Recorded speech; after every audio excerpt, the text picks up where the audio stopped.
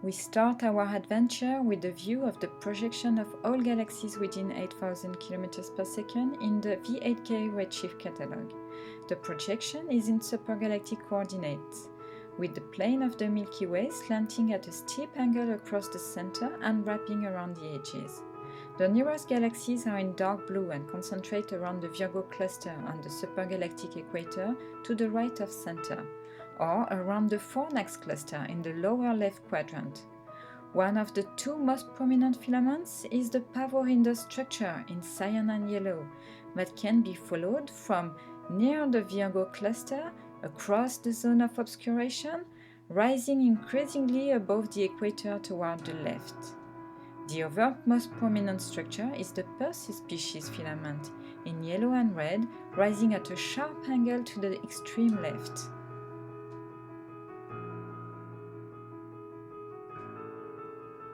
Where do these galaxies lie in 3 dimensions? That's seen as we transfer galaxies from the 2-dimensional projection to a 3-dimensional cube. The galaxies end up at their positions in redshift space. Kinematic stretching in clusters has been truncated. Positions of galaxies within 3,000 km per second have been modified in accordance with a model of galaxy streaming around the Virgo cluster. The Perseus species filament is the prominent structure in the foreground of this view.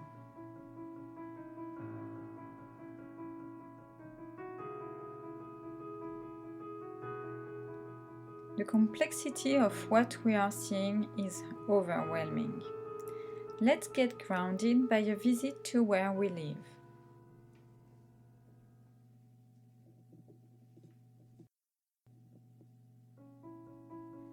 We are now approaching the Milky Way, represented by the blue dot.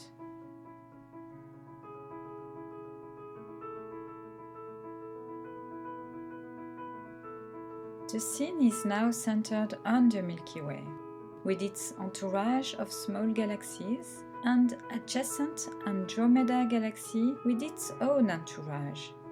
Other nearby groups are identified.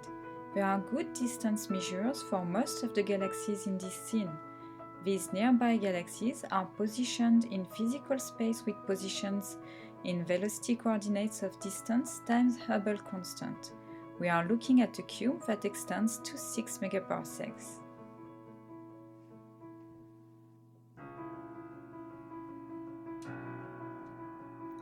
The rotation of this scene allows us to see that most of the galaxies in this local cube lie in a thin plane, the equatorial plane in the supergalactic coordinate system. There is a very empty sector above this plane, the local void.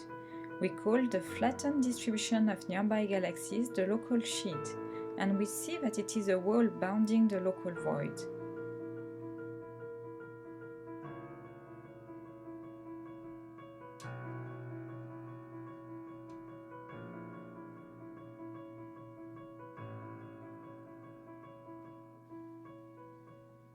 Returning to a polar view of the local sheet, the scene expands to include the Virgo cluster.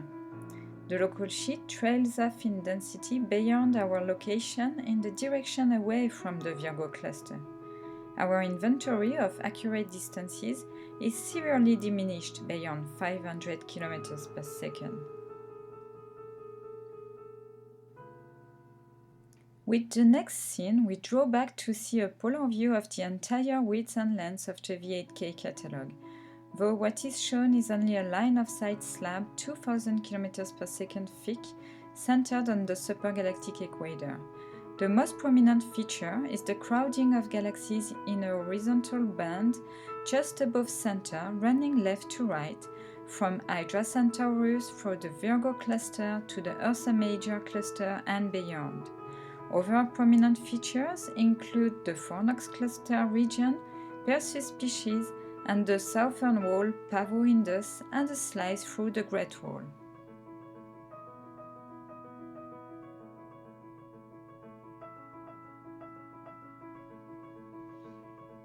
We rotate 90 degrees and re-slice to a slab 1000 km per second thick.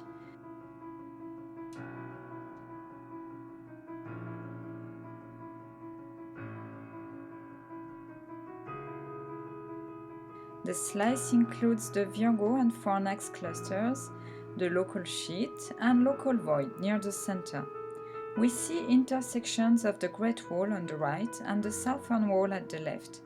There are strikingly empty regions like the Hercules void and the Sculptor void.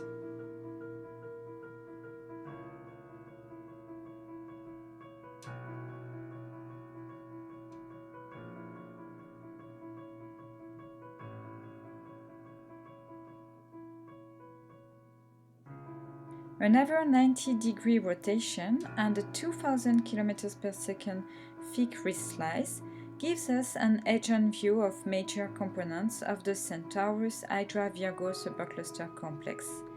The linear structure seen in the polar view that ran from Centaurus cluster through Virgo to Ursa Major now is seen to consist of several separate strands, layered in supergalactic Z. The main features are the horizontal filament on the supergalactic equator and the pronounced Antlia wall that runs down from Centaurus cluster to Antlia cluster and then turns horizontal in this view. Again, voids are seen. The microscopium void is especially evident.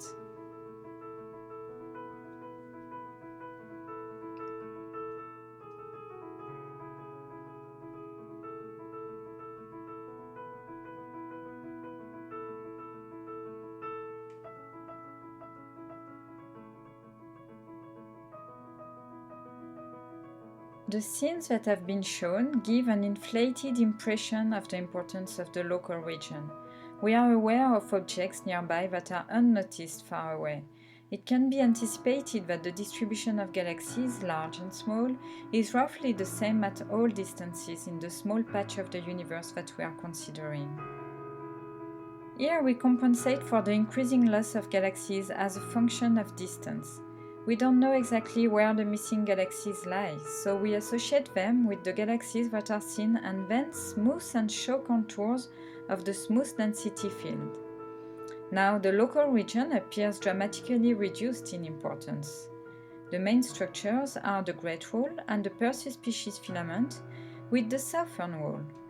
Pavo Indus is significant too.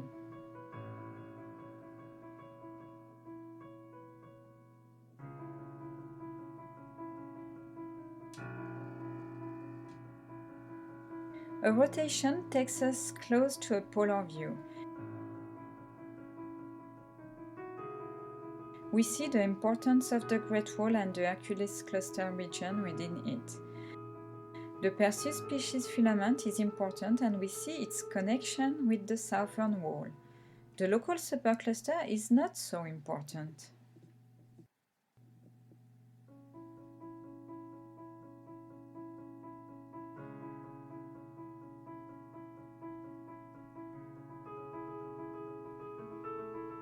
The next series of images gives focus to the central region of the supercluster complex that we live in. The Centaurus cluster seems to have a special place, where 5 strands are converging. In this polar view, galaxies in major clusters are color red. Otherwise, galaxies in the 5 strands are given distinct colors: green, pink, purple, orange, and blue. The blue strand bifurcates into 2 branches as it crosses the zone of avoidance. The convergence of the 5 filaments onto the Centaurus cluster is seen best with movement of the viewing angle.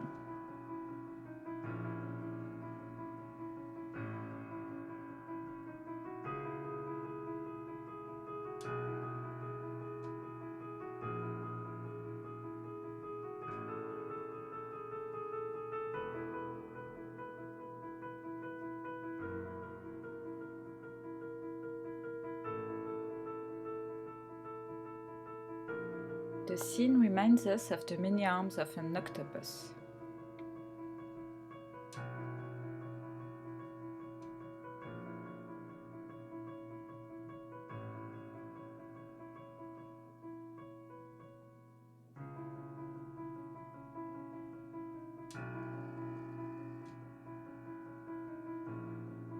There is a vertical wall of galaxies in this view that includes the Centaurus and Leo and Virgo clusters.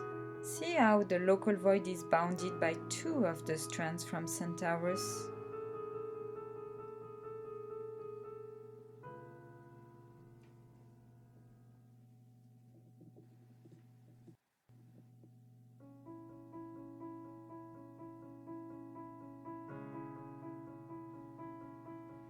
The presentation now transitions to representations of the velocity field.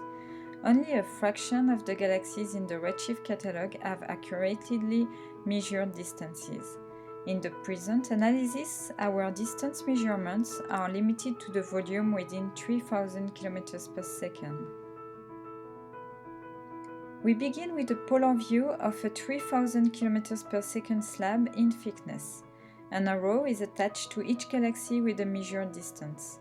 The new reference frame is Hubble expansion with respect to the cosmic microwave background.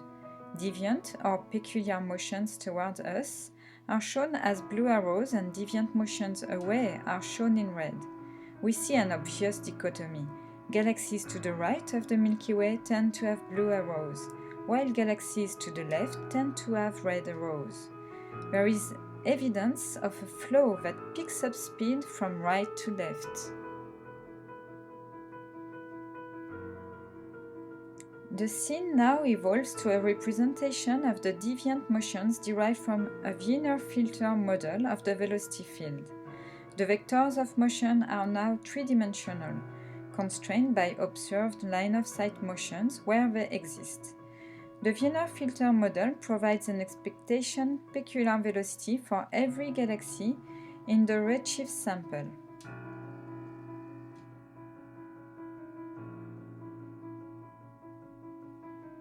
Another transition replaces the individual vectors tagged to galaxies with velocity flow lines and adds color to the background to represent the Wiener filter density field associated with the velocity pattern. High density regions are represented in red and voids are blue. We remark on the importance of the region around the Centaurus cluster.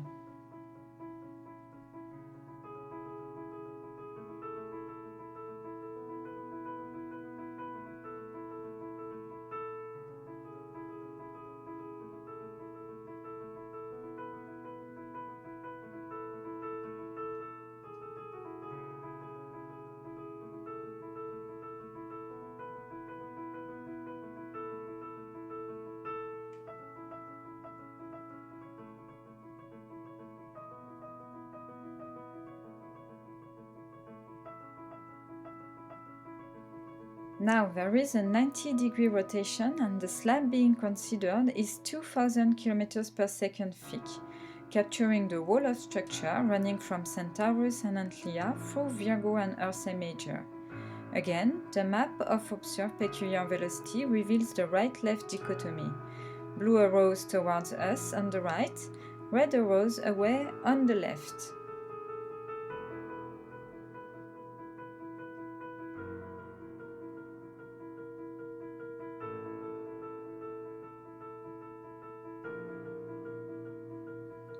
We transition to the representation permitted by the Wiener filter model, with three-dimensional peculiar velocity tags given to all the galaxies in the Redshift catalog.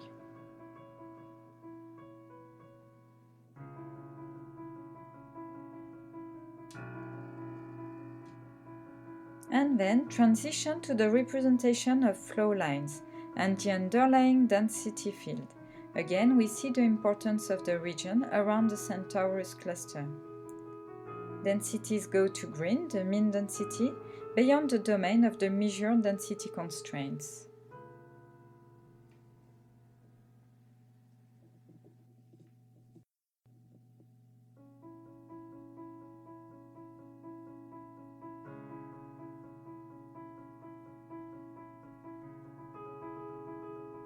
For completion, we view in from the third orthogonal direction, looking at a slab at the midplane of the data cube. The dominant motion is away from us now, so the red-blue vectors are more scrambled.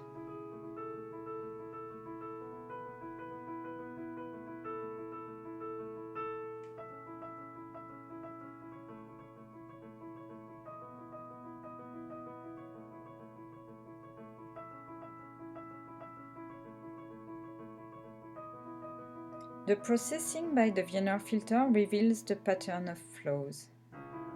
The Centaurus region is to the background of the slab that we are viewing.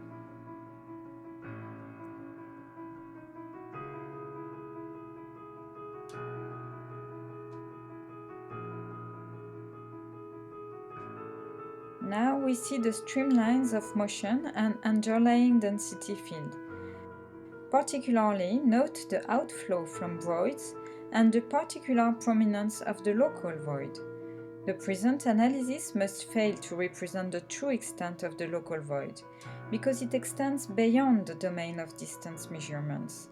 The Wiener filter reconstruction returns to mean density where there are no constraints.